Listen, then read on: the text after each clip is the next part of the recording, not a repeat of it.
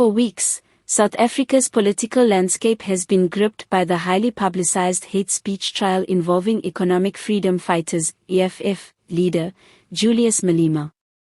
The trial, centered on Malema's controversial remarks and public chants, sparked fierce debate about the limits of free speech, political accountability, and the fragile balance of South Africa's democratic project.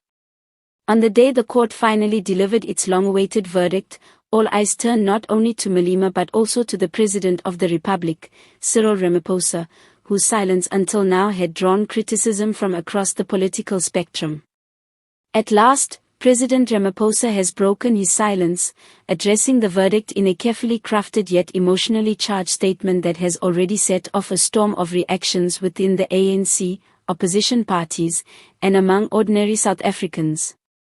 Speaking at a press briefing outside the Union Buildings in Pretoria, Ramaphosa acknowledged the gravity of the court's decision, while framing his comments within the broader narrative of reconciliation, democratic rights, and the dangers of polarizing rhetoric.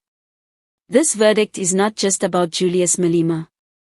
It is about who we are as a people and the principles that hold our democracy together, Ramaphosa declared. South Africa has fought long and hard to ensure that our freedoms are protected.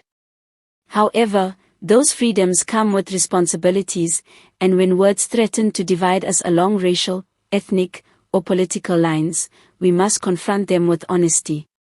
The president avoided gloating or directly attacking Malema, a man with whom he shares a complicated history, from their days as comrades within the ANC Youth League to now being rivals across sharply defined political divides.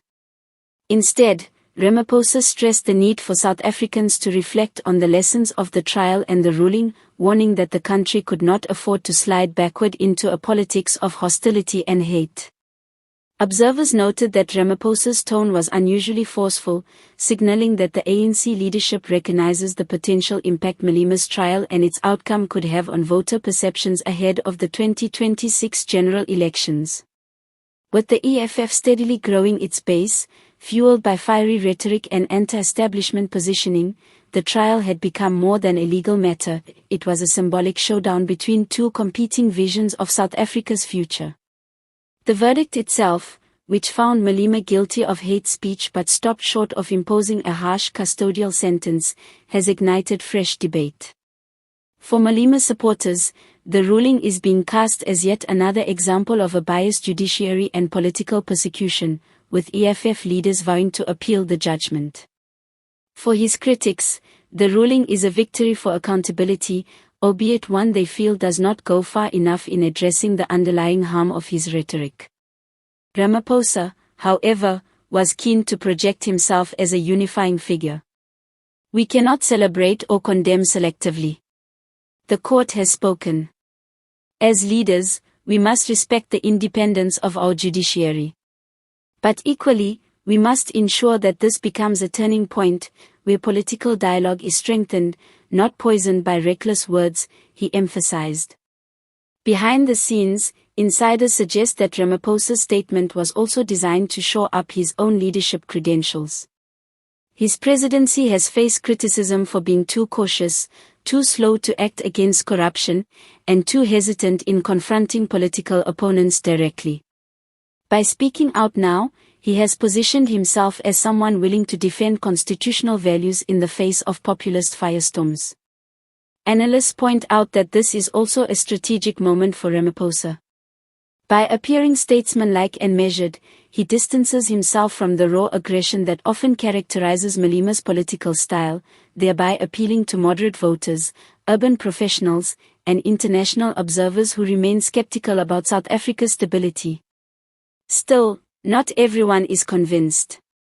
Opposition parties like the Democratic Alliance have accused Ramaphosa of opportunism, arguing that he should have condemned Malema's inflammatory rhetoric long before it landed in court.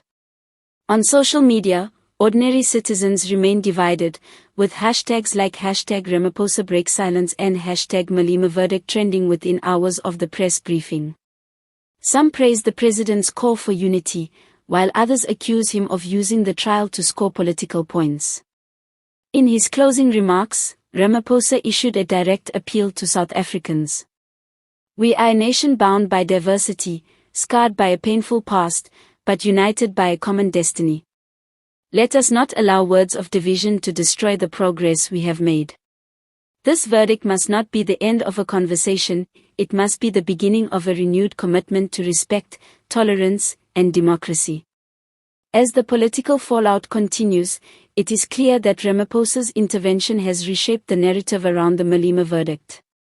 While the EFF prepares its legal battles and rallies its base, and while opposition parties strategize around the ruling, the president has positioned himself firmly at the center of the storm. Whether his words will heal, divide, or merely linger as another moment in South Africa's turbulent politics remains to be seen.